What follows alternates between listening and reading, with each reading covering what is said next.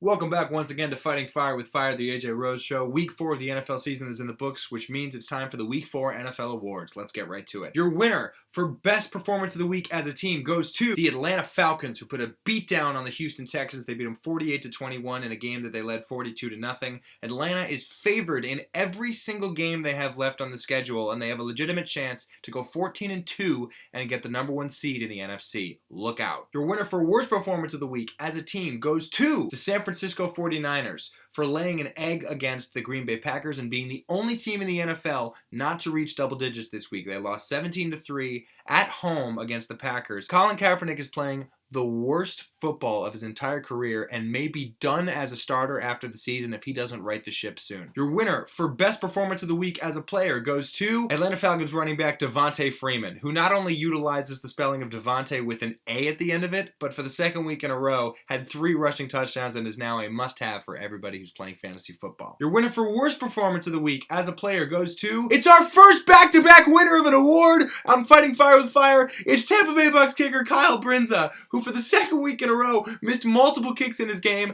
and now will not have a chance to go for a three-peat because he was released by the Bucs on Monday. Congratulations to Kyle Brinza. Good luck getting a job in the NFL again, buddy. Your winner for Best Play of the Week, and there could only be one, is Cam Chancellor knocking the ball out of Calvin Johnson's hands on the half-yard line and potentially saving the Seahawks season. We may end up looking back at that play as what determined the course of the entire NFL season. It's bonkers that Chancellor knocked it out after getting beat on a play earlier in that series. And of course, we have to make a bold prediction for Week 4. Our bold prediction for Week 3 was that the Jaguars would beat the Colts, and the Jaguars had a kick to win the game, and the Jaguars kicker missed it. So we're 1-2 on our bold predictions, but our bold prediction for Week 5 is that the Dallas... No, I'm just kidding. They're not going to beat the Patriots. Our bold prediction for Week 5 is this. Ravens receiver Kamar Aiken against the Cleveland Browns will have 150 receiving yards and 2 touchdowns. Now we've arrived at everybody's favorite part of these videos here at Fighting Fire with Fire, the AJ Rose Show. I'd like to welcome in the master of the picks,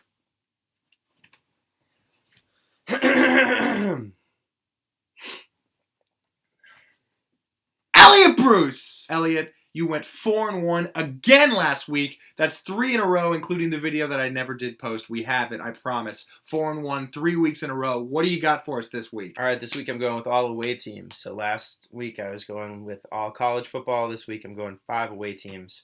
4 college, 1 pro. Starting off, I've got Indiana +8 at Penn State. I don't think so. Indiana's been really good this year. Hung with Ohio State. Barely lost to Ohio State. Should have won that game. And Penn State has played some really terrible teams. Indiana should come out of this with a win, straight up. The Hoosiers! Take them! All right, second of all, I've got Ball State +10.5 at Northern Illinois University. Ball State just lost to Toledo, who is now ranked.